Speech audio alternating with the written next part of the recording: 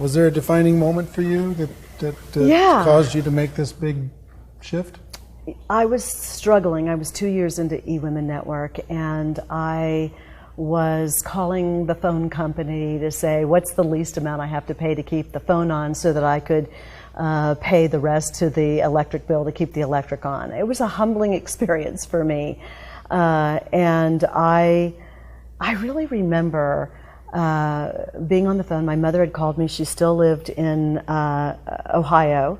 My mother called me and she said, how's it going? And I said, I'm exhausted and I'm broke and I'm tired. And I think what I need to do is get a job and work on eWomen Network on the side.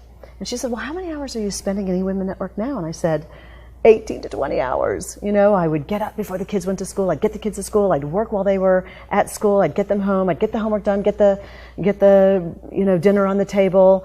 And then I'd go back and work while they were in bed. And she said, so you're going to go get a job and do eWomen Network on the side?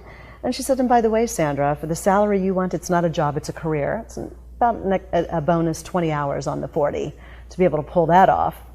And I said, you're right. And I said, I don't know, Mom, maybe I just need to quit. And this will get me teary-eyed. The defining moment, I'll never forget it. She said to me, how do you know you're not quitting 5 minutes before the miracle begins? And I remember going, I don't know. And then she said, well then, honey, you can't quit. She said, I'm not saying don't quit. I'm just saying that if you quit, you have to know. Because if you don't know, you'll spend the rest of your life wondering, what if? And I said, well then, Mom, what do I do? And she said, honey, I don't know. But I know one thing.